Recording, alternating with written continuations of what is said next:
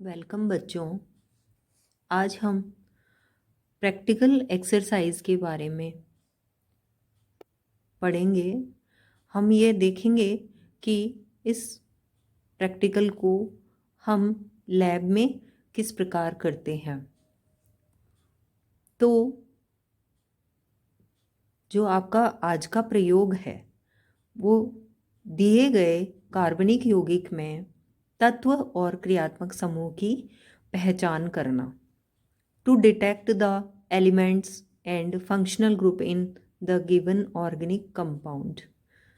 ये हमें functional group detect करना है और एलिमेंट टेस्ट करना है। तो सर्वप्रथम इसके लिए हम क्या करते हैं, प्रारंभिक परीक्षण से स्टार्ट करते हैं। आपको एग्ज़ाम में आपको पुड़िया दी जाती है जिसमें आपको ये पहचान करना होता है कि इसमें दिया गया कार्बनिक यौगिक में कौन सा फंक्शनल ग्रुप है। ये आपको एग्ज़ाम में पता करना होता है, आइडेंटिफाई करना होता है। तो पिछले वीडियो मैंने पहले एक डाल चुकी हूँ जिसमें हमने पूरा स्टार्टिंग से पूरा बताया हुआ है। हम इसको स्टार्ट हम प्रारंभिक परीक्षण से करते हैं। प्रारंभिक परीक्षण में सबसे पहले हम भौतिक अवस्था देखते हैं, फिजिकल स्टेट, कि दिया गया कार्बनिक यौगिक किस अवस्था में है, द्रव है या ठोस है। इसके बाद रंग की रंगहीन है या कोई स्पेसिफिक कलर है। अगर रंग होता है तो कुछ हम आइडिया कलर से भी लगा सकते हैं। गंध कई यौगिक होते हैं जिनकी की एक विशिष्ट गंध होती है जिससे हम पहचान कर सकते हैं सूंघ कर कि दिया हुआ कार्बनिक यौगिक में क्या हो सकता है। ज्वलन परीक्षण करते हैं। उसके बाद ज्वलन परीक्षण, इग्निशन टेस्ट। हम क्या करते हैं इसके लिए कि थोड़ा सा जो कार्बनिक यौगिक है वो थोड़े से अमाउंट में लेकर स्पैचुला या रॉड पर उसको जलाते हैं।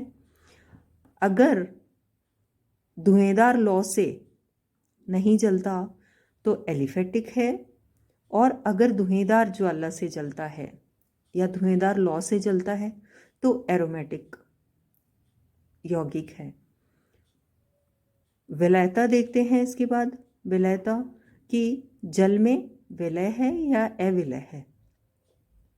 इसके बाद हम तत्व की पहचान करते हैं। तत्व की पहचान में हम बीएससी पार्ट 1 में केवल नाइट्रोजन तत्व परीक्षण ही करते हैं। सल्फर या हैलोजन वाला तत्व परीक्षण नहीं करते। केवल हम नाइट्रोजन तत्व परीक्षण करेंगे, जिसके लिए हम एलएस यूज करते हैं।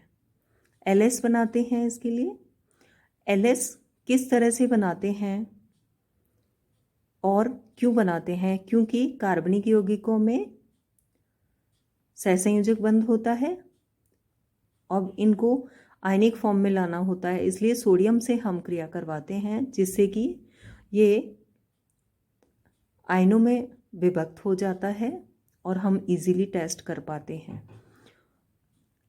एलएस या लसाने विलयन किस प्रकार बनाया जाता है। एलएस विलयन जो है इसके लिए सबसे पहले हम क्या करते हैं कि सोडियम पीस लेते हैं।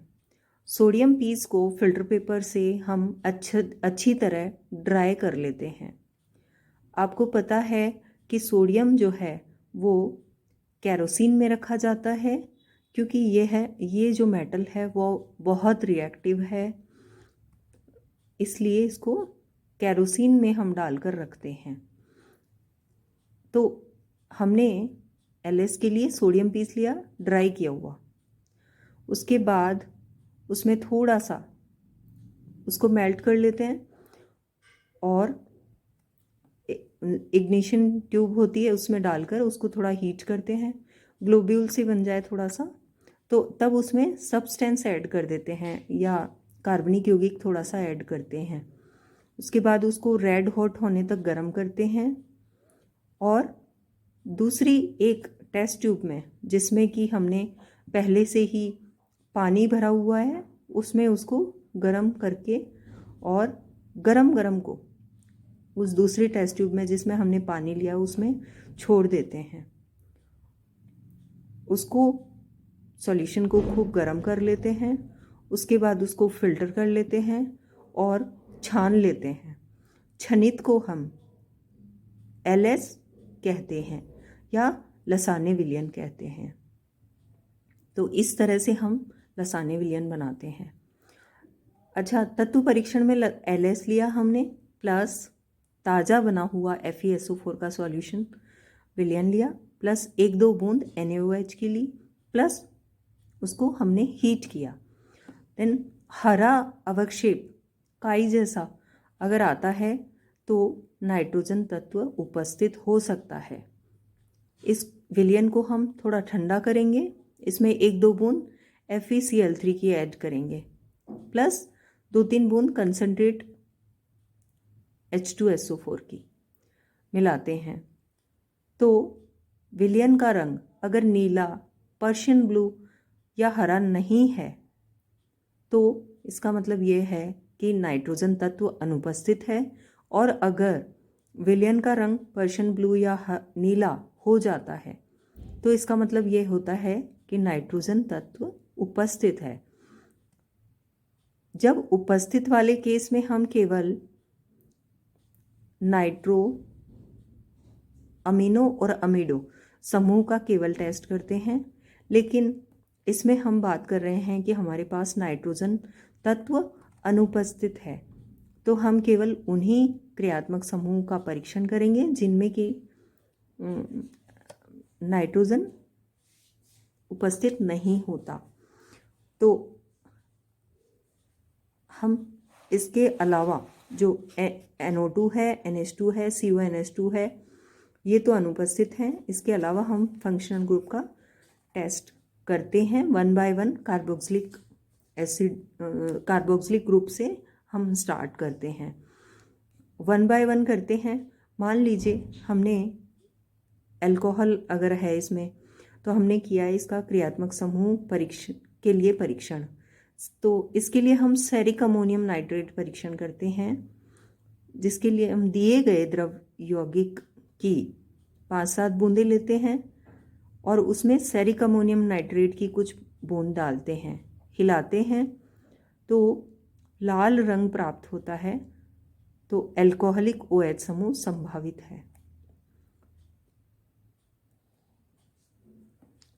अल्कोहलिक समूह कन्फर्म ही है। इसके अलावा हम बात करते हैं फिर एस्टर परीक्षण की। एस्टर परीक्षण, इसमें एस्टर परीक्षण, इसके लिए जो दूसरा टेस्ट है वो है एस्टर परीक्षण। द्रव यौगिक को एक शुष्क परख नली में लेकर उसमें करीब 0.5 ग्राम निर्जल ठोस सोडियम एसीटेट लेते हैं प्लस 2-3 बूंदें सांद्र H2SO4 डालकर गर्म करते हैं। मिश्रण में यदि फलों जैसी रुचिकर गंध आती है तो अल्कोहलिक OH समूह उपस्थित है।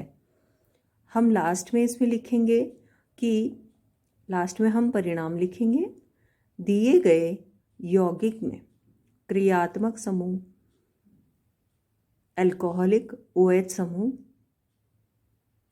है या उपस्थित है। तो आज की एक्सरसाइज जो थी आपकी वो ये कि हमने पहले तो तत्व परीक्षण किया और फिर फंक्शनल ग्रुप, इसमें कौन सा क्रियात्मक समूह है वो निकाला। लेकिन एक बात आप लोग ध्यान रखें कि लैब में हम केवल वही टेस्ट हम रिकॉर्ड में लिखते हैं जो कि हम इजीली लैब में कर पाएँ। Thank you.